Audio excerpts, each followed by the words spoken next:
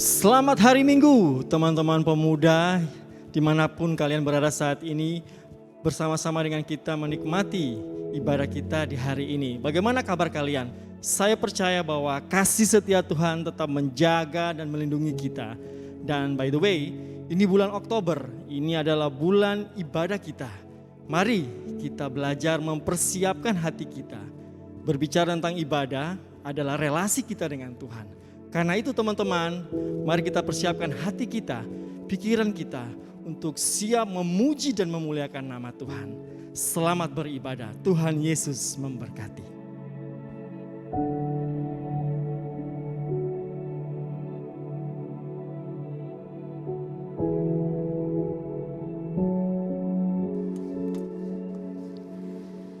Shalom saudara sekalian, mari kita memulai ibadah hari ini dengan satu pengakuan percaya bahwa pertolongan kita ialah dari Allah yang menciptakan langit dan bumi. Kiranya kasih karunia dan damai sejahtera dari Allah Bapa dan dari Tuhan Yesus Kristus menyertai kita sekalian. Amin.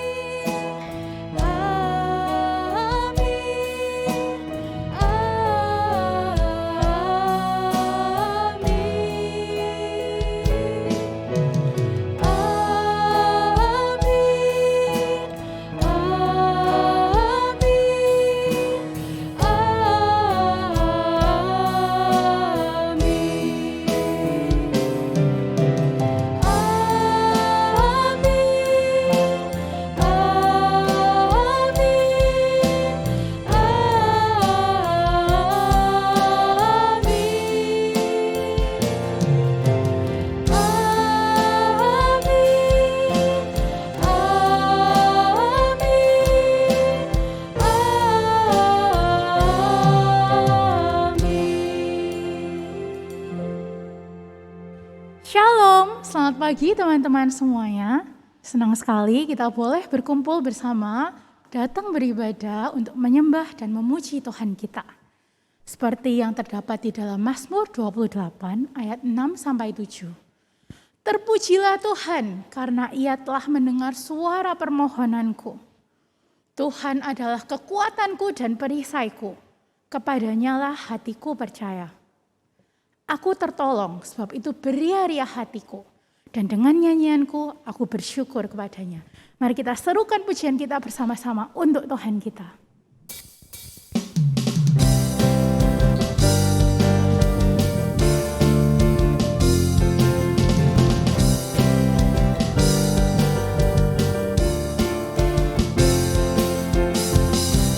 Tuhanku maha besar, Tuhanku maha kuasa, Raja segala raja. Dia takkan tergoyahkan, dia takkan terkalahkan, dia hidup dan berkuasa. Serukan namanya, Yesus Tuhan Raja, segala kuasa duduk dalam namanya.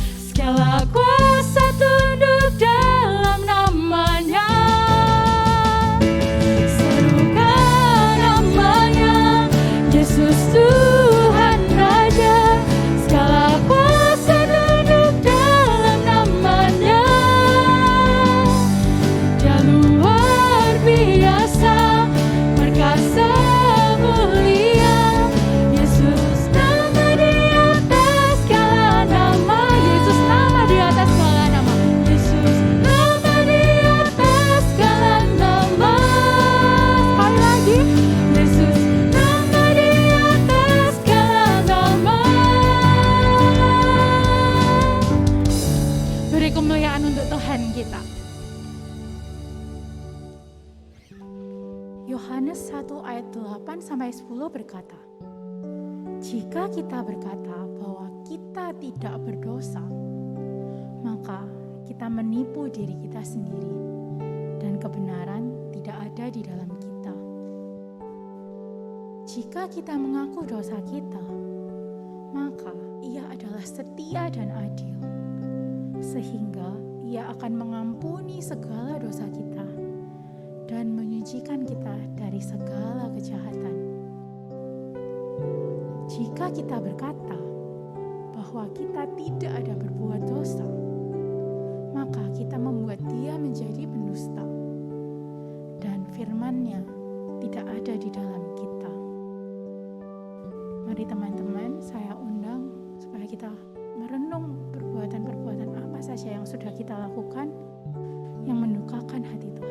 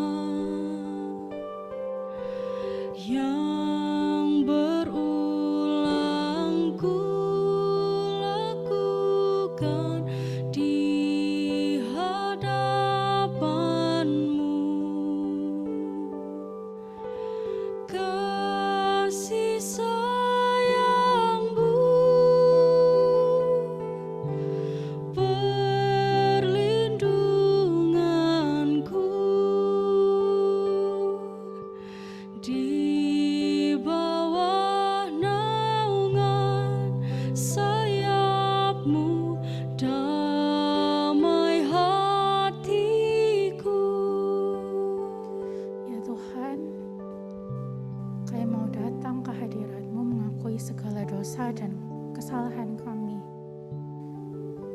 Ampuni kami Tuhan kalau seringkali kami tahu apa yang benar, tapi tetap aja kami gak melakukan hal itu. Maafkan kami kalau kami seringkali mengecewakan Tuhan, seringkali membuat Tuhan marah dan sedih. Kami mau mengucap syukur karena kasih-Mu gak pernah habis dalam hidup kami ya Bapa. Terima kasih karena Engkau sudah terus mengasihi kami hari demi hari. Ajar kami untuk semakin serupa dengan-Mu. Terima kasih ya Tuhan. Di dalam nama-Mu kami berdoa. Amin.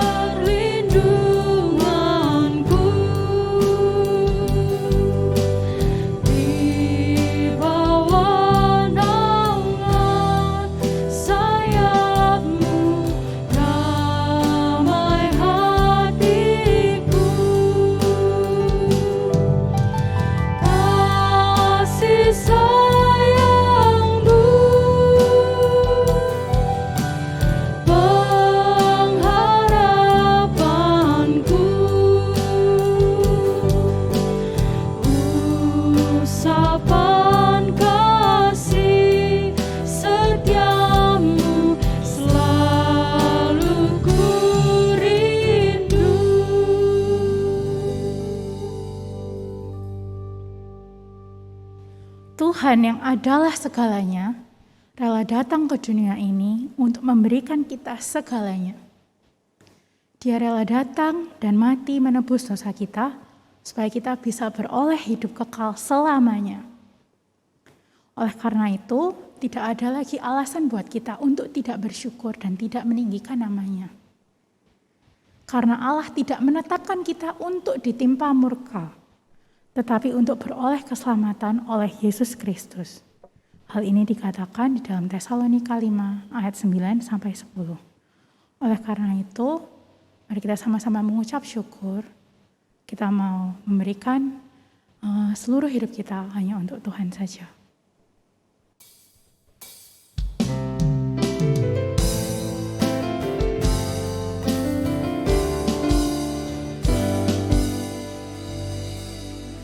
Semusim berlalu, namun Kau selalu peliharaku.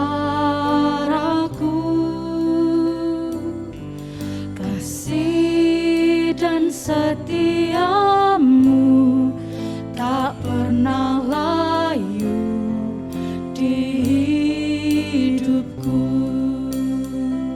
Lebih luas dari samudra kebaikan-Mu Bapa, takkan habis di hidupku. Lebih tinggi dari cakrawala, tak terbatas kasih-Mu. Sungguh ku bersyukur.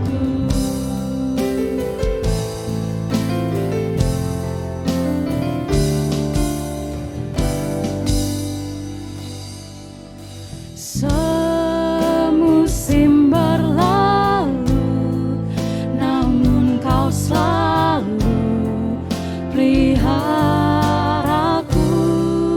Kasih dan setiamu, Dan setiamu tak pernah layu di hidupku. Lebih luas Bapa, lebih luas dari samudra kebaikan-Mu Bapa, takkan habis di hidupku. Lebih tinggi dari cakrawala, tak terbatas kasih-Mu. Sungguh ku lebih luas dari samudra kebaikan-Mu Bapa, takkan habis di hidupku. Lebih tinggi dari cakrawala, tak terbatas kasih-Mu. Sungguh ku bersyukur.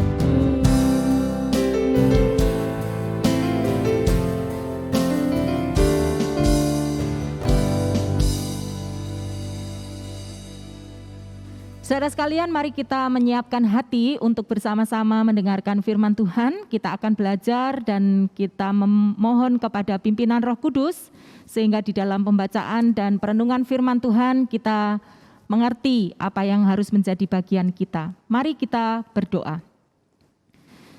Bapa di dalam surga, berkenanlah untuk menyertai kami pada saat kami membaca dan merenungkan firman-Mu.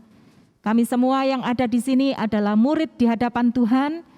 Kami perlu banyak sekali belajar, kami perlu diajar oleh kebenaran firman Tuhan.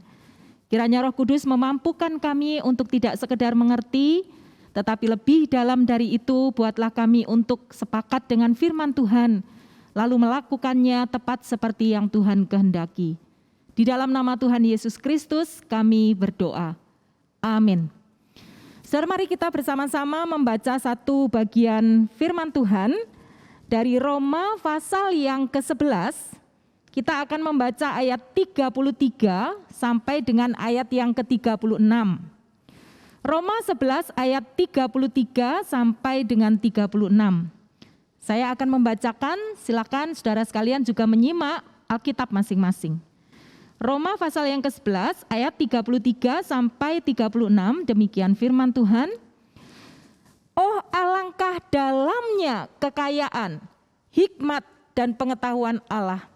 sungguh tak terselidiki keputusan-keputusannya, dan sungguh tak terselami jalan-jalannya.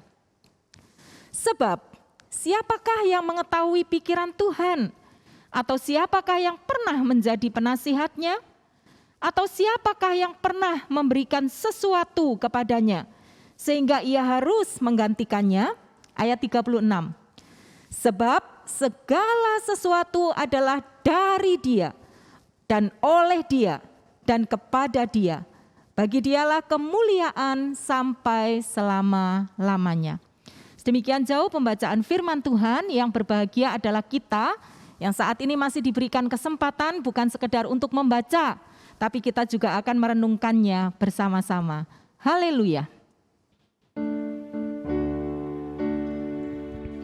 Haleluya, haleluya, haleluya.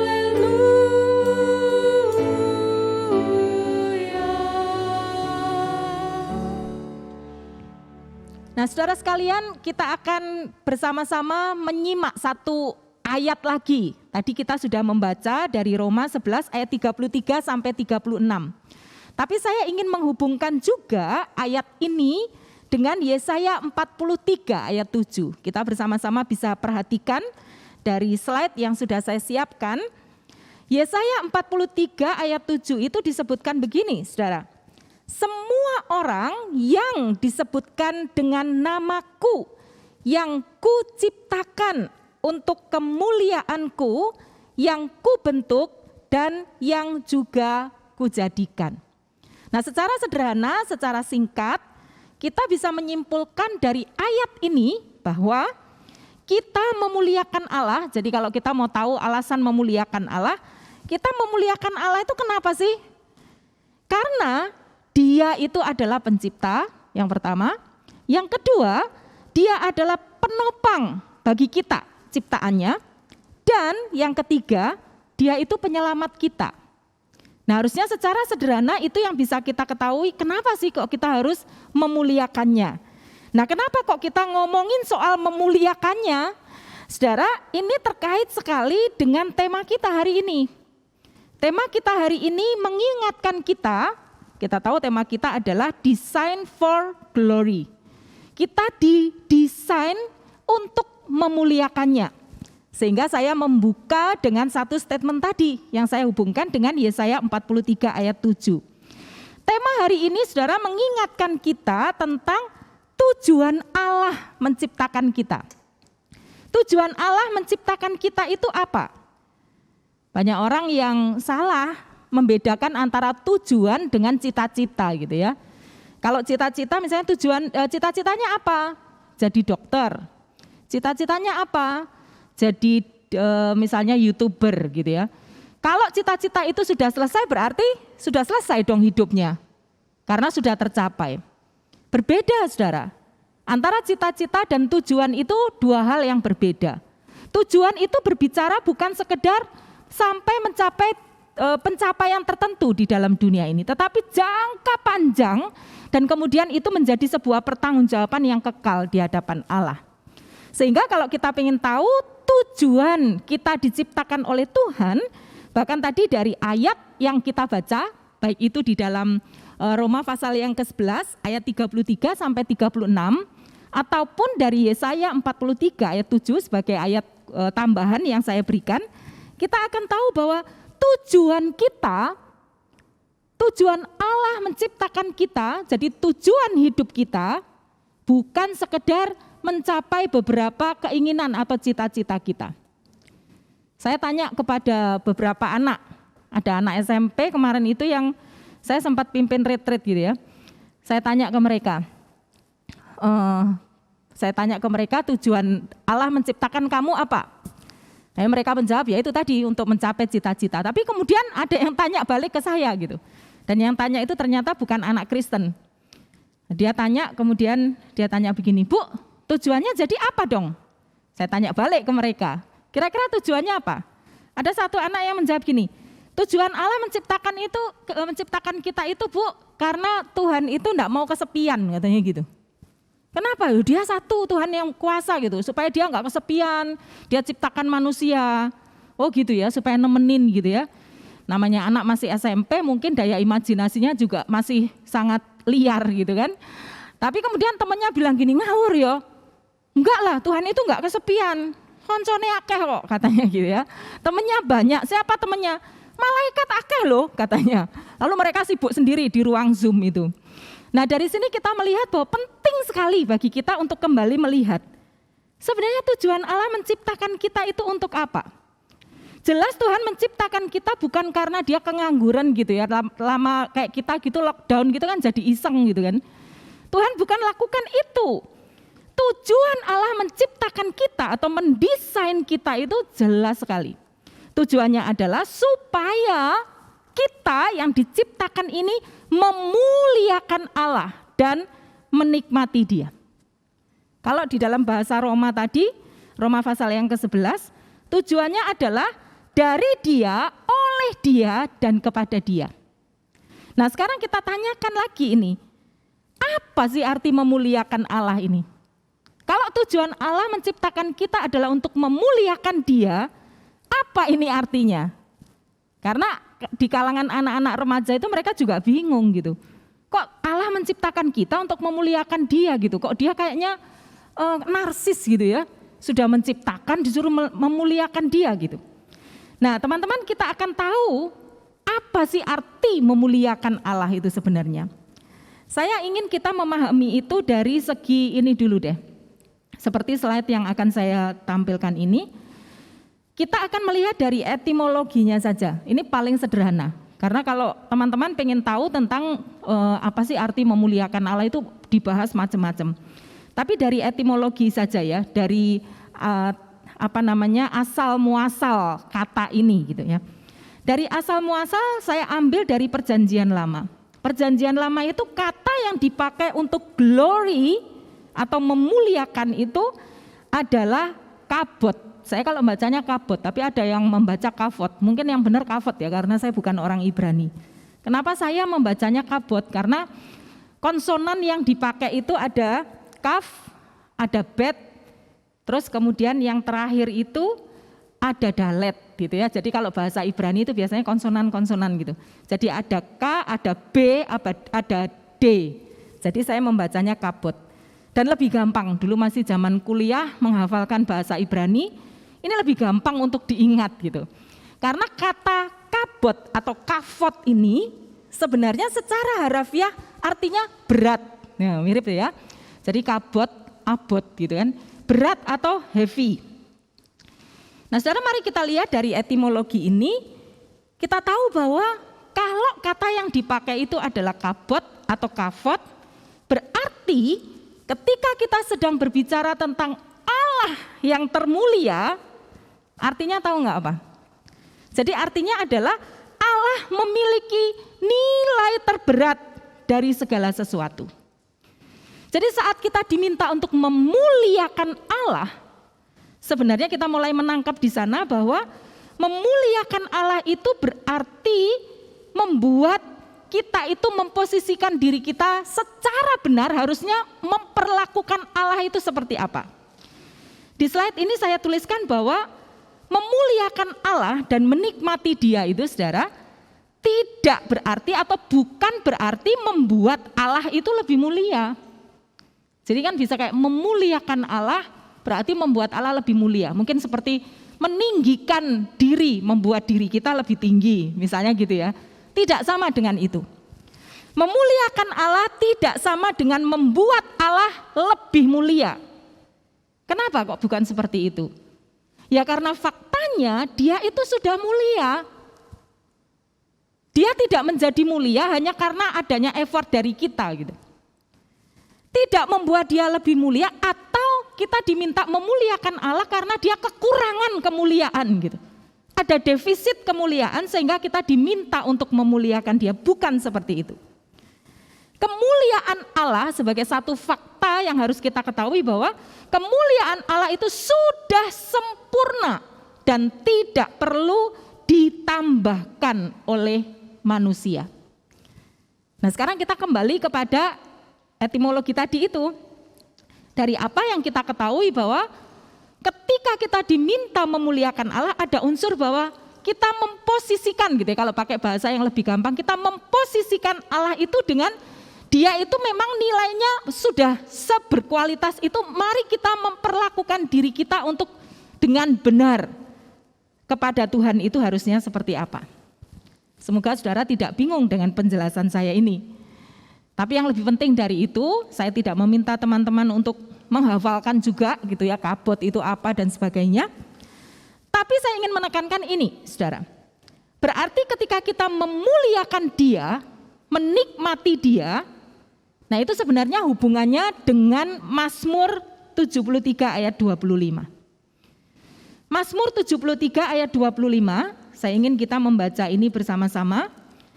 Mazmur 73 ayat yang ke-25, di sana disebutkan begini.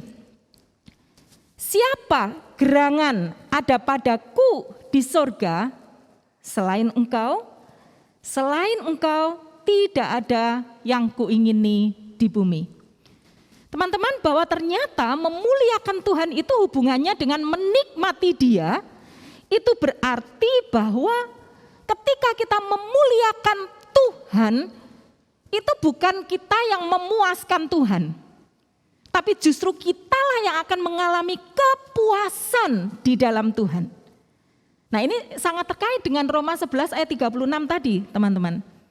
Ketika Roma 11 ayat 36 dikatakan di sana, sebab segala sesuatu adalah dari dia dan oleh dia dan kepada dia, bagi dialah kemuliaan sampai selama-lamanya. Ini bukan sekedar kalimat informatif. Tapi ini ingin mengingatkan kita terhubung dengan Mazmur 73 ayat 25 tadi, bahwa kalau kita memuliakan Tuhan berarti kita sedang memusatkan segala kepuasan diri kita itu kepada dia. Sehingga oleh dia, dari dia, dan kepada dia, semua hal yang kita lakukan itu nanti akan mendatangkan kepuasan bagi kita. Sampai di sini kita tahu bahwa ketika Allah mendesain kita untuk memuliakan Tuhan, perhatikanlah saudara bahwa tidak ada unsur sedikit pun bahwa Allah kita adalah Allah yang egois. Sekalipun tujuannya adalah memuliakan dia, tapi segala kemuliaan, segala keuntungan, segala benefit itu kembalinya kepada kita. Mana ada pribadi sehebat ini? Pribadi yang ketika meminta, seolah-olah meminta diperhatikan, seolah-olah meminta semua perhatian tertuju kepadanya, tapi rupanya bukan untuk kepentingannya. Karena untuk segala sesuatu itu dia enggak membutuhkan, dia Allah kok. Tapi kalau dia meminta kita untuk memuliakan dia, sebenarnya segala benefit sekali lagi itu dikembalikan kepada kita. Nah ini adalah kabar baik yang luar biasa. Berkali-kali di dalam kehidupan ini saya mencoba gitu merenungkan keberadaan diri saya sendiri gitu. Saya merasa kok diriku begitu indah ya, begitu mulia. Padahal kalau saya secara jujur melihat pernak-pernik di dalam kehidupan saya, banyak jeleknya tuh dibanding bagusnya gitu. Apalagi kalau disejajarkan dengan nilai-nilai kehidupan yang diberikan oleh dunia ini. Kayaknya ini enggak sempurna, ini enggak ideal di beberapa bagian ini. Tapi kenapa Tuhan itu begitu menganggap saya penting? Bahkan hal-hal kecil yang di luar akal Tuhan lakukan banyak hal di dalam kehidupan saya. Nah ini mengingatkan bahwa karena Tuhan memang menciptakan saya dan juga saudara sekalian, diciptakan dengan mulia. Dan itu sebabnya penciptaan yang dilakukan oleh Tuhan secara mulia di dalam kehidupan kita haruslah juga membuat kita semakin memuliakan Dia. Saya harap sampai di sini clear bagi kita. Seperti tema kita, Design for Glory. Berarti memang Tuhan meminta kita sekarang ini kembali memikirkan.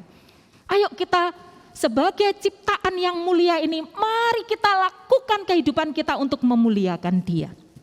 Nah pertanyaannya sekarang, gimana sih secara konteks dekat, secara aplikatif, supaya saya itu dapat memuliakan Dia. Tentu saja aplikasi yang akan kita ambil tetap terkait dengan etimologi yang tadi kita pelajari sama-sama. Ingat, glory itu kabot. Kabot itu mengingatkan kita pada abot, pada nilai terberat. Bahwa Allah itu punya kualitas nilai terberat yang tidak pernah bisa ditandingi dan dibandingkan apapun. Karena itu kita akan bersama-sama, gimana nih diaplikasikannya di dalam kehidupan sehari-hari itu gimana sih? Saudara, mari kita memperhatikan 3 poin. 3 poin saja, semoga tidak lupa dengan 3 poin ini. Yang pertama, saudara, bagaimana kita bisa memuliakan Tuhan di dalam kehidupan kita? Yang pertama, saya mengajak saudara sekalian, terkait dengan konteks ayat yang tadi kita baca, juga penekanan di dalam ayat 36 ya. Segala sesuatu adalah dari Dia dan oleh Dia dan kepada Dia, bagi Dialah kemuliaan sampai selama-lamanya. Maka poin yang pertama, saya mengajak saudara untuk belajar terus mencondongkan diri. Di slide yang saya siapkan itu sengaja saya garis bawahi, saudara. Bagian mencondongkan diri itu saya underline. Mencondongkan diri kepada siapa? Ya kepada yang bernilai berat itu. Karena kan enggak ada. Kalau kita mencondongkan diri berarti sesuatu yang kita anggap paling gitu ya. Dunia pemuda ataupun remaja. Kalau kita berada dalam satu komunitas dan kita naksir seseorang, itu yang paling berat di hatiku gitu ya, paling khusus gitu. Ya kepada dia kita akan mencondongkan diri sampai kita tahu kalau dia enggak datang di dalam persekutuan, kita tahu dia sedang tidak enak badan, wis kroso ini. Kenapa? Aku mencondongkan diri ke dia. Kenapa? Ya hatiku lebih berat ke dia daripada yang lain. Nah saudara, memuliakan Allah itu sama seperti itu. Kita tahu bahwa Allah lah yang memiliki nilai terberat dibandingkan apapun. Jadi memang tugas kita adalah ayo kita mencondongkan diri kepada Allah. Artinya, ayo kita uji lagi, kita periksa lagi. Benar enggak bahwa di dalam hidupku itu fokusku itu adalah Tuhan. Apapun aspek hidup yang sedang aku kerjakan, apapun agenda yang sedang aku susun di dalam hidup ini. Benar enggak bahwa semuanya itu adalah muaranya adalah untuk terfokus kepada Tuhan. Nah ini sesuatu yang tidak mudah saudara, karena kecenderungan kita suka mencondongkan diri kepada kepentingan kita sendiri. Dan itu sebabnya muncullah istilah yang dinamakan mencuri kemuliaan. Begitu kita mencuri kemuliaan Allah untuk diri kita sendiri, herannya tidak akan pernah ada kelegaan, tidak pernah ada kepuasan. Ingat tadi kita hubungkan bahwa memuliakan Allah itu dengan kepuasan, menikmati Dia. Tuhan meminta supaya apapun condongkanlah dirimu kepadaku. Saudara, ini adalah bagian yang harus kita evaluasi dalam kehidupan kita. Saya juga terus bersama anak-anak saya mengingatkan itu. Dinamika hidup ini berganti. Tahun ini saya sudah berada di posisi yang tidak punya anak usia sekolah gitu ya. Usianya mahasiswa, kabeh. Dua-duanya sudah mahasiswa. Dinamikanya berubah. Saya sudah mulai menangkap kegelisahan anak saya yang pengen kerja. Namanya anak dalam masa bertumbuh, masa usia remaja pemuda gitu ya. Begitu mulai bekerja ya sudah, mindsetnya apa? Uang gitu. Kapan itu uang akeh, kapan bisa beli ini gitu. Saya lihat gelisah sekali. Ya bersyukur sebagai ibu itu radarnya cukup main gitu ya saya. Saya tahu bahwa ada kegelisahan di sini. Dan secara berkala, saudara, secara berkala artinya secara sengaja, saya membicarakan itu dengan anak saya. Kebetulan anak saya yang pertama kan sering pergi sama saya. Bahasa Perancisnya itu ngintil saya gitu ya. Mana-mana ngikut gitu. Enak, jadi kalau kemana gitu tinggal jawil mamanya kalau pengen apa gitu ya. Pinter sekali anak-anak milenial ini ya. Anak orang tua zaman kolonial ini dijajah oleh yang milenial gitu ya. Nah teman-teman, saya secara berkala, saya poinnya adalah secara sengaja, secara berkala. Setiap kali anak saya curhat, gini. Saya cuma bilang, oke, semuanya baik. Tapi pernah enggak dengan sadar kamu dengan sungguh-sungguh menyerahkan ini kepada Tuhan? Kadang dia mengernyitkan dahinya dan saya tahu apa itu artinya. Artinya adalah mosok yang sederhana gini harus dibawa juga kepada Tuhan. Mosok hal-hal yang remeh seperti ini aku harus secara detail menyerahkannya kepada Tuhan. Saya ngomong sama dia, ini yang dimaksud dengan sadar untuk membawa segala sesuatu itu dipusatkan kepada Allah. Karena hanya dengan cara seperti ini kita itu aware gitu loh. Kita waspada bahwa benar enggak sih aku ini bertanggung jawab untuk memandang Allah sebagai pribadi yang memang paling berat gitu. Paling berkualitas, paling berbobot sehingga apapun tuh aku leluasa untuk menyampaikan kepada dia. Bahkan agenda kecil-kecil yang mungkin sepertinya tidak bernilai kekekalan. Tetapi melalui hal-hal kecil-kecil yang tidak bernilai kekekalan tetapi kita sengaja dan terbiasa menghubungkan kepada Allah. Kita sedang membuat pagar awas gitu ya, tanda awas di dalam diri kita bahwa hidupku memang harus selalu terfokus dan terpusat kepada Allah. Fenomenanya yang lebih gampang kalau kita sudah melakukan hal ini adalah memang sudah tidak ada lagi excuse gitu ya. Lupa berdoa, lupa saat teduh, harusnya sudah tidak ada. Gitu. Ini kan bukan ajakan yang diingatkan kayak anak sekolah minggu, jangan lupa saat teduh ya, jangan lupa doa ya. Untuk fase pertumbuhan seperti kita orang-orang yang sudah menanjak dewasa gitu ya. Seharusnya ini sudah menjadi bagian yang menyatu. Kenapa aku harus membaca firman Tuhan, kenapa aku harus merenungkan sungguh-sungguh, kenapa doaku tidak boleh bolong, saat teduhku tidak boleh bolong. Konsep besarnya adalah ini dalam rangka sebagai desain, hasil desain Allah dan kita sedang memuliakan Allah di dalam hidupku. Itu ajakan yang pertama, saudara.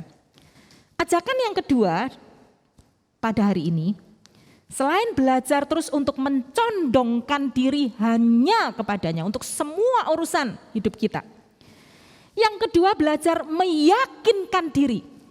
Kalau Allah adalah pribadi yang berat tadi itu ya, yang kabut itu tadi, dia punya kualifikasi yang tidak bisa diragukan, dia yang berhak menerima kemuliaan memang dari kita. Mari kita belajar meyakinkan diri bahwa tidak pernah ada beban atau masalah yang paling berat yang sanggup mengalahkan atau bahkan sekedar mensejajarkan dengan dia itu enggak ada. Implikasinya apa saudara? Ini penting kalimat kedua ini. Khususnya di dalam kehidupan kita, dalam berbagai format, berbagai fase kehidupan, enggak ada orang yang tanpa pergumulan. Setiap kita pasti lekat dengan pergumulan, apapun itu, enggak pernah bisa seragam, setiap orang berbeda. Nah itu namanya kehidupan. Nah di dalam kehidupan seberat apapun, mungkin ada di antara kita yang bergumul dengan ketidakidealan keluarga kita. Masih banyak sekarang ini anak-anak remaja yang kalau bisa gitu tuker tambah gitu loh dengan orang tuanya gitu ya. Orang tua gak ngerti aku gitu. Kok enggak seperti yang lain ya. Sehingga ini menjadi pergumulan berat. Di masa pandemi banyak sekali saudara. Menemani jemaat di dalam masa pandemi ini dinamikanya enggak cuma 1, 2, 3, bisa muncul elemen lain gitu yang menjadi dinamika persoalan. Tapi sekali lagi tema tentang design for glory ini bukan sebuah penyiksaan supaya kita kok ditugasi untuk memuliakan dia. Justru ini menjadi satu pengingat bahwa ini loh kesempatan. Ketika kita diciptakan untuk kemuliaan Allah, Tuhan sedang memberikan fasilitas kepada kita.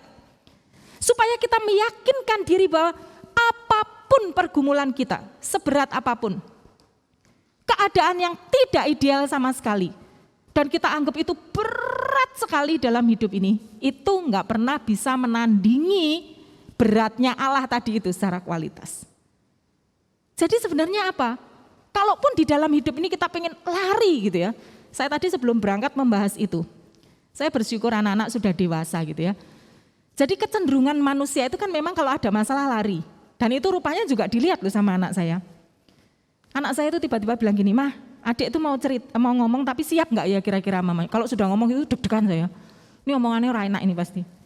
Tapi saya bilang, oke Dek, silakan. Dia bisa mengoreksi saya gini. Ini sudah lama, Ma. Sudah lama ini luka yang terpendam lama ini berarti ya. Sejak adik itu masih kecil. Mama itu kenapa ya? Biasa gini, nah perhatikan ini mama-mama gitu ya. Saya dan juga mama-mama yang lain. Misalnya begini, ya udah, kalau adik enggak mau makan, nanti tak tinggal. Mah, kalimat itu kalimat yang sangat buruk. Saya dikoreksi anak saya sendiri, Rek. Saya bilang gitu, oh ya gitu ya. Saya belakangan ini mengoreksi diri saya pendengar yang baik enggak ya? Saya dengerin anak saya. Tapi akhirnya saya ngobrol sama anak saya, benar. Tendensi manusia berdosa itu seperti itu. Kita itu cenderung pengen lari dari masalah. Ketika saya bilang, enggak apa-apa Dek, terima kasih sudah mengoreksi, Mama sudah siap. Anak saya senang gitu, wah hebat ya Mama ya, luar biasa. Digitukan saya sama anak saya. Wah ini anaknya sopo gitu ya. Tapi kemudian yang senang dia juga ngomong, aku pun seperti itu.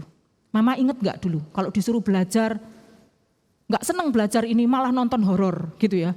Sebenarnya itu lari gitu, biarin ada masalah lain tapi ini lebih ada tantangannya gitu, seru gitu. Semua orang pengen lari. Dan dalam hal ini teman-teman, saat kita merenungkan tema tentang design for glory, sekali lagi ini bukan penyiksaan supaya kita melakukan sesuatu yang menyusahkan kita untuk kesenangannya Tuhan. Salah. Justru ketika kita memuliakan Allah, kita meyakinkan diri bahwa apapun masalah yang menimpaku, tidak akan pernah lebih berat dari beratnya Allah itu. Kuasanya, kehebatannya, semuanya. Sehingga dia adalah Allah yang sekali lagi bisa diandalkan dalam situasi apapun. Saudara, saya bisa mengatakan dalam situasi apapun, bahkan masalah yang terasa berat, tidak ada solusinya. Tuhan tahu caranya. Saudara, mungkin saya ingin cerita sedikit. Mungkin teman-teman ada yang tahu ya, saya pernah cerita apa enggak.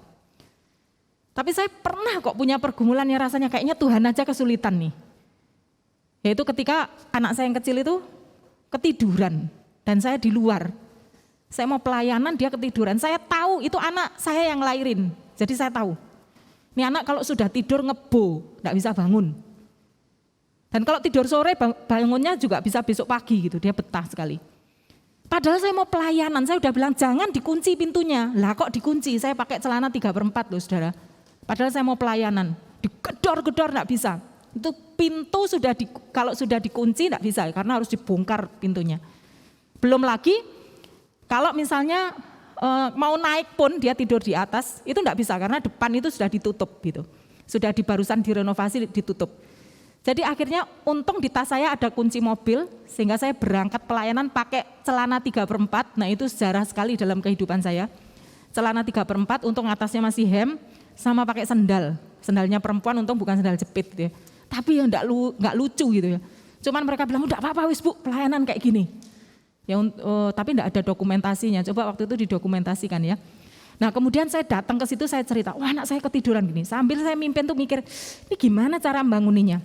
Anak saya yang pertama waktu itu masih kos. Suami saya ada di Malang. Tetangga-tetangga sudah datang manggilin gitu ya. Wis kayak orang gimana itu, panggilin enggak bisa, ada yang bawa tang, ada yang bawa obeng, enggak bisa buka. Terus orang-orang yang saya layani bilang, "Bu, kita doain, Bu. Kita doain." Oke, kita doain. Jujur ya saudara ya, waktu didoain itu dalam hati saya gini, Tuhan aja pasti puyang ini. Gimana ini cara bukanya? Ini pengalaman sudah berkali-kali dan tidak bisa dibangunin. Berkali-kali suami saya harus naik ke atas gedor baru bisa. Kali ini untuk naik ke atas itu tidak bisa, sudah ditutup. Teman-teman, Tuhan itu tersenyum tipis dan sinis kepada saya. Saya membayangkan begitu. Kamu kok ngeremeh no aku gitu. Begitu pulang itu saya kebingungan, saya mikir mosok saya harus tidur di mobil atau saya tidur di hotel, kok ya enggak pantas gitu ya, saya tidur ke hotel sendirian. Kemudian guru lesnya datang. Dia bilang, "Bu, kamarnya di atas ya?" "Iya." "Biasanya Bapak itu naik situ Pak, tapi ini sudah ditutup." "Oh." Setelah bilang, "Oh itu dia ngilang, enggak ada." Gitu. Enggak lama kemudian saya dengar suara gedor-gedor di atas. Terus dia bilang, "Bangun, mamamu ini loh. Gedor-gedor kamu." "Theo bangun." Anak saya bilang, "Apa Pak?" "Itu mamamu di bawah." Dia turun, masih agak enggak sadar gitu. Turun, buka pintu, naik lagi tidur dia. saya bisa masuk. Saya diam gitu ngeliatin gurunya ini. Terus gurunya dengan tenang bilang gini, kayaknya ini Bu maksudnya Tuhan salah satunya. Kenapa? Saya kok diciptakan mungil gini ya katanya. Supaya saya jangan nyelip ke situ loh Bu tadi itu. Kecil saudara, tempatnya itu benar-benar kecil untuk ke atas itu. Supaya saya bisa nyelip. Ini kayaknya salah satu rencana Tuhan supaya kenapa saya diciptakan kecil, salah satunya untuk nolong Theo. Saudara, kelihatannya sederhana tapi saya bilang sama Tuhan, Tuhan sorry, ampun. Betapa sering saya menganggap bahwa ada masalah yang terlalu besar yang Tuhan tidak sanggup. Sementara Tuhan bilang, kan aku menciptakan kamu untuk memuliakan aku. Salah satunya adalah untuk yakinkanlah dirimu bahwa segala sesuatu yang berat di dalam dunia ini tidak pernah bisa disejajarkan dengan Dia. Yang ketiga, saudara, bagaimana cara kita memuliakannya? Yang ketiga ini yang terakhir. Kalau yang pertama, kita sudah memfokuskan diri kepada Allah, mencondongkan diri kita. Yang kedua, kita meyakinkan diri bahwa tidak pernah ada beban atau masalah yang beratnya melampaui beratnya Allah tadi.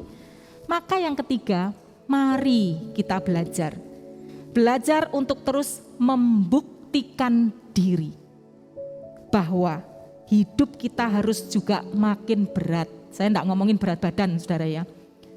Kalau kita diminta untuk memuliakan Tuhan, kabot itu, maka kita harus makin berat. Dalam hal apa?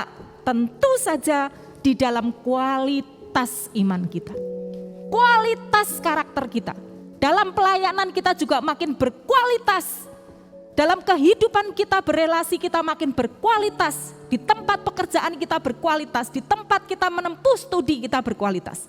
Peran kita di dalam keluarga sebagai anak, sebagai saudara, siapapun kita, bahkan sebagai orang tua, kita juga harus berkualitas. Dengan demikian kita semua tahu dan sama-sama mengingat, oke, kita memang didesain untuk memuliakan Allah. Seperti tema kita hari ini, Design for Glory. Selamat memuliakan Allah dalam kehidupan kita dengan pertolongan Allah Roh Kudus dalam kehidupan kita sekalian. Amin. Silakan bersaat teduh masing-masing. Mari kita bersama-sama menaikkan doa syafaat kepada Tuhan, kita berdoa. Bapa dalam surga, saat ini kami bersama-sama bersehati untuk mendoakan beberapa hal. Pertama-tama kami berdoa untuk bangsa dan negara kami. Terima kasih Tuhan, di dalam segala kedaulatan-Mu, maka kami merasakan bahwa dinamika yang dialami oleh negeri kami tetap berada di dalam pertolongan Tuhan. Tuhan, kami terus menyerahkan untuk setiap kebijakan yang diambil oleh pemerintah. Entahkah itu terkait dengan khususnya kondisi pandemi saat ini yang masih terus harus ditangani. Dan di tengah itu kami bersyukur karena kondisi semakin membaik. Kami terus berdoa Tuhan supaya pemerintah dikaruniai hikmat untuk terus melakukan yang terbaik sesuai dengan porsi dan jalur yang seharusnya. Kami berdoa untuk Presiden, Wakil Presiden, untuk Dewan Perwakilan Rakyat, baik yang di pusat ataupun di daerah. Tuhan juga bekali mereka dengan hati yang takut akan Engkau. Supaya dengan begitu mereka dapat memainkan peran mereka, tugas mereka secara bertanggung jawab. Kami juga berdoa untuk penanganan pandemi ini, baik secara di bidang kesehatan, bidang ekonomi, dan juga pemulihan beberapa aspek. Biarlah Tuhan juga menolong, memakai pemerintah bangsa kami ini juga untuk dapat memberikan kontribusi-kontribusi yang nyata bagi seluruh rakyat negeri ini. Kami juga memohon Tuhan kiranya Engkau memberkati gereja di mana kami beribadah dan berjemaat. Tuhan karuniakanlah hikmat kepada setiap hamba-hamba-Mu yang melayani di gereja ini. Karuniakanlah kepada mereka hikmat untuk dapat memberitakan firman-Mu baik secara langsung ataupun tidak langsung. Baik di atas mimbar ataupun ketika harus menangani secara personal jemaat yang ada. Tuhan mampukanlah mereka. Tolonglah supaya mereka juga dapat memiliki kerjasama yang baik. Demikian juga untuk majelis jemaat, untuk setiap aktivis, setiap orang yang mengambil bagian pelayanan secara langsung di bidang mereka masing-masing. Karuniakanlah segala sesuatu yang mereka butuhkan untuk semakin memuliakan Tuhan dan menjadi berkat bagi siapapun. Tuhan, secara khusus kami mau berdoa untuk beberapa adaptasi yang harus dilakukan oleh gereja, khususnya dengan ibadah-ibadah, akan mulai melakukan onsite di beberapa komisi. Biarlah Tuhan juga menolong, karuniakan hikmat, supaya semua proses ini berjalan dengan baik, adaptasi yang ada dapat disikapi dengan dewasa, sehingga sekalipun terjadi beberapa perubahan dan mungkin ketidaknyamanan, biarlah ini pun dilihat sebagai kesempatan untuk memuliakan Tuhan. Secara khusus kami mau berdoa untuk para anak-anak-Mu, para pemuda dan juga remaja di dalam pergumulan mereka, di studi mereka, di pekerjaan mereka, dan juga pergumulan untuk mencari pasangan hidup. Ada keluarga-keluarga muda juga yang merindukan memiliki anak dan sebagainya. Mereka yang masih harus menata masa depan, menata perekonomian, Tuhan hadirlah di tengah-tengah mereka. Supaya dalam segala dinamika yang ada kami terus diingatkan bahwa fokus hidup kami adalah Engkau, karena kami diciptakan untuk memuliakan Engkau. Dengan begitu kami mempercayakan segala sesuatu juga kepadamu dengan penuh iman. Sembari juga mengingatkan diri kami seandainya ada beban-beban berat yang kami alami. Biarlah itu juga menjadi kesempatan kami untuk mempercayakan diri kepadamu. Dan dengan demikian kehidupan iman kami juga semakin berbuah. Buah dari kehidupan kami, buah yang semakin memuliakan Allah, kiranya itu juga semakin menjadi berkat bagi banyak orang. Tuhan, ada begitu banyak permohonan yang sebenarnya ingin kami utarakan kepadamu, tetapi betapa terbatas dan lemahnya kami. Karena itu kami menyerahkan seluruh doa kami hanya kepadamu. Kami yakin bahwa Allah Roh Kudus yang akan menyempurnakannya. Kami serahkan doa ini Tuhan di dalam nama Tuhan kami Yesus Kristus yang sudah mengajar kami berdoa.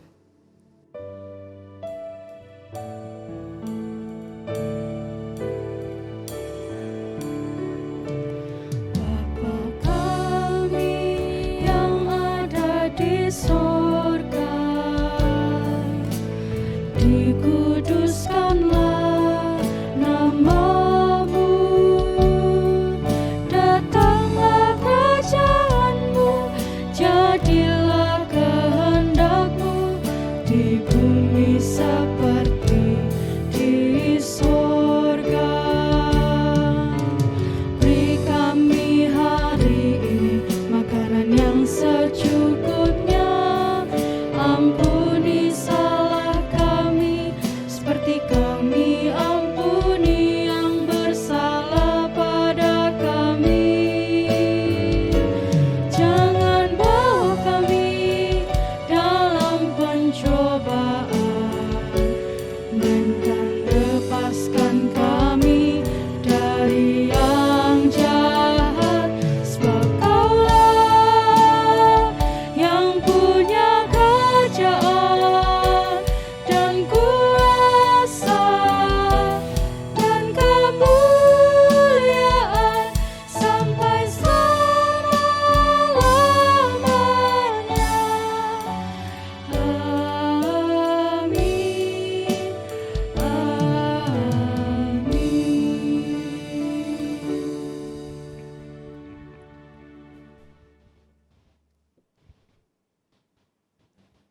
Mari sama-sama kita bangkit berdiri, kita mau mengakui pengakuan iman rasuli kita bersama dengan gereja dari segala abad dan tempat. Aku percaya kepada Allah, Bapa yang Maha Kuasa, Khalik langit dan bumi, dan kepada Yesus Kristus anaknya yang tunggal Tuhan kita, yang dikandung dari Roh Kudus, lahir dari anak darah Maria, yang menderita sengsara di bawah pemerintahan Pontius Pilatus, disalibkan, mati dan dikuburkan, turun dalam kerajaan maut. Pada hari yang ketiga, bangkit pula dari antara orang mati, naik ke surga, duduk di sebelah kanan Allah, Bapa yang Maha Kuasa. Dan dari sana ia akan datang untuk menghakimi orang yang hidup dan yang mati.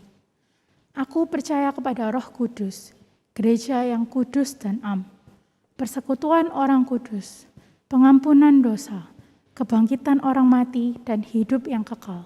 Amin.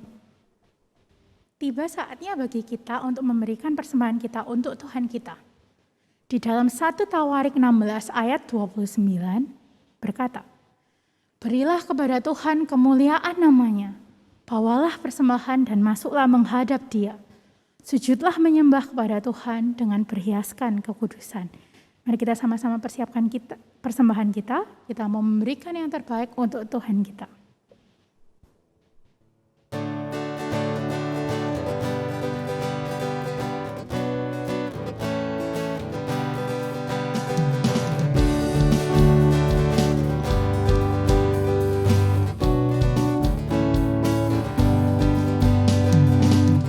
Kecaplah dan lihatlah betapa baiknya Tuhan itu. Rasakan dan nikmati kasih setia Tuhan. Kasih setia Tuhan. Syukur bagimu Tuhan. Segala hormat bagimu Tuhan.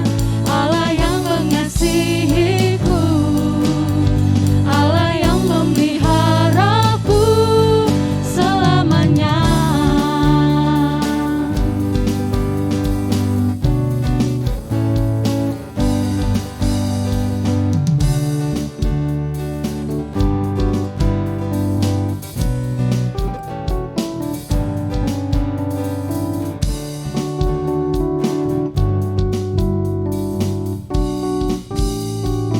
Kecaplah dan lihatlah.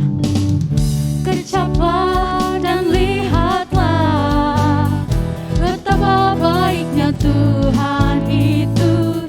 Rasakan dan nikmati kasih setia Tuhan. Kasih setia Tuhan. Syukur bagimu Tuhan. Segala hormat bagimu Tuhan. Allah yang mengasihiku, Allah yang memeliharaku selamanya.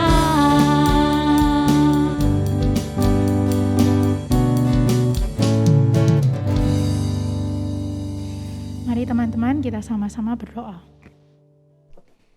Ya Tuhan, kami mau mengucap syukur atas berkat-berkat yang sudah Engkau berikan kepada kami hari demi hari. Ya Tuhan, ini sebagian dari apa yang kami miliki. Kami mau memberikan persembahan kami ini dengan rela dan tulus hati, supaya bisa menjadi berkat bagi orang-orang di sekitar kami dan dapat memperlebar kerajaan-Mu di bumi seperti di surga. Terima kasih ya Bapa. Kami mau hidup hari demi hari ini memberikan tubuh kami, hati kami semuanya hanya untuk kemuliaan Tuhan saja. Di dalam nama-Mu kami sudah mengucap syukur dan kami berdoa. Amin. Teman-teman, kita ada di dunia ini hanyalah untuk sementara. Karena ya memang dunia ini bukanlah rumah kita. Tapi Tuhan menciptakan kita di dunia ini bukan karena sebuah kebetulan. Tapi ya karena Dia ingin menciptakan kita untuk memuliakan nama-Nya. Oleh karena itu, kalau di dunia ini kita seringkali dikecewakan, banyak hal yang gak sesuai sama harapan kita, ya gak apa-apa. Karena memang dunia ini bukanlah rumah kita. Asal kita tetap berpegang teguh pada Yesus, mengiring Tuhan Yesus sepanjang hidup kita. Mari kita sama-sama nyanyikan lagu ini.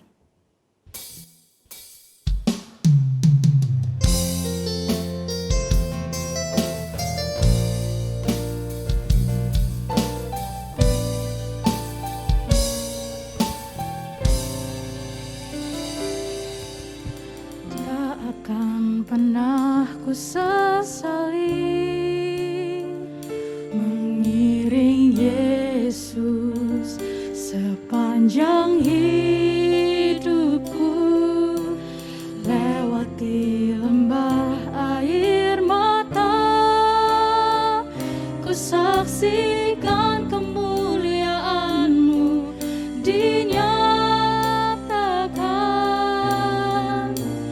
Berapapun harga yang harus ku bayar, ku kan tetap setia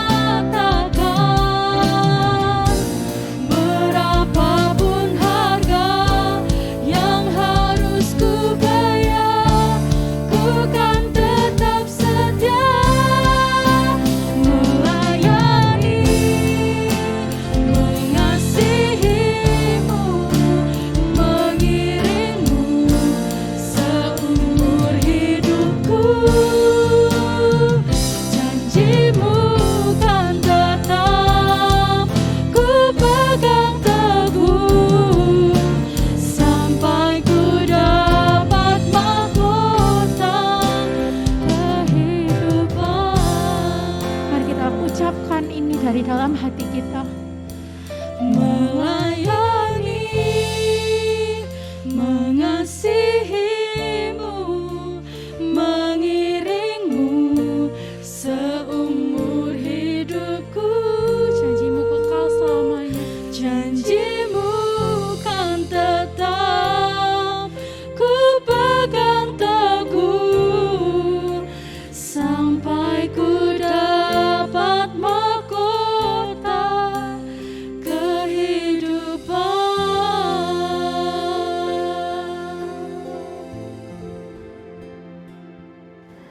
Saudara sekalian, mari kita melanjutkan ibadah kita. Di manakah kita melanjutkan ibadah kita? Yaitu di dalam kehidupan kita setiap hari. Kalau tema hari ini mengingatkan bahwa kita diciptakan, didesain oleh Allah untuk memuliakan Dia. Marilah kita sungguh-sungguh mengarahkan hidup kita untuk kemuliaan Tuhan. Dan untuk mendapatkan kekuatan memuliakan Tuhan, kita membutuhkan berkat daripada Allah. Mari bersama-sama menengadahkan hati kita untuk menerima berkat-Nya. Tuhan memberkati kita dan melindungi kita. Tuhan menyinari kita dengan wajah-Nya dan memberi kita kasih karunia. Tuhan menghadapkan wajah-Nya kepada kita dan memberi kita sekalian damai sejahtera dari sekarang sampai selama-lamanya. Amin.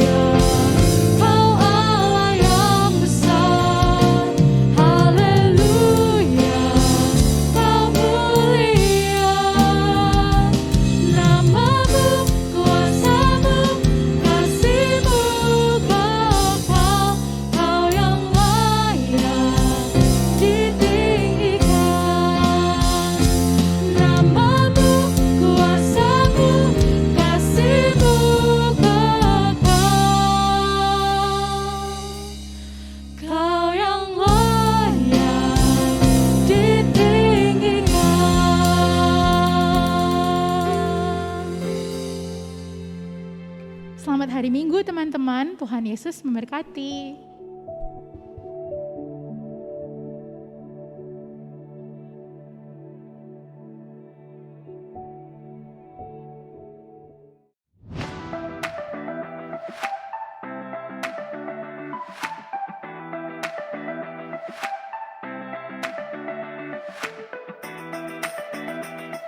Teman-teman kaum muda GKI Pergaulan Bundar, saya percaya dalam masa-masa ini Tuhan membentuk kita dan kita belajar banyak hal sehingga kita menjadi pribadi yang terus-menerus diperbaharui. Saya mengajak pula untuk kita terlibat dengan dua cara. Yang pertama, mari kita menjaga diri kita, sering cuci tangan, menggunakan masker, dan juga menjaga jarak. Ini menjadi bentuk kita untuk kita bisa ikut di dalam kegerakan menjaga diri. Yang kedua, mari kita tetap berdoa untuk bangsa dan negara kita. Untuk mereka yang melayani secara medis, mereka yang juga bekerja 24 jam sebagai gugus tugas paling depan untuk mengatasi COVID-19 ini. Kita tahu kita semua dalam keadaan yang seperti ini, ibadah kita masih online. Tapi kita bisa belajar untuk tetap fokus mengasihi Tuhan yang sudah mati menebus dosa kita, bangkit dan naik ke surga. Dan kali ini kita mau ngajak kalian untuk bagiin link dari ibadah kita yang ada di Pregun, supaya kita bisa jadi berkat buat teman-teman yang lainnya. Dan teman-teman juga bisa bagiin link Pregun Podcast. Nah, di sana kita bisa belajar renungan harian, belajar tentang firman Tuhan, dan tetap bertumbuh di dalam kondisi yang sulit seperti ini. Jika kalian ada pokok doa atau ingin kami bantu doakan, kalian bisa menghubungi majelis atau CG leader kalian, atau kalian bisa klik link di bawah ini. Kami ingin membantu dan mendukung kalian di dalam doa.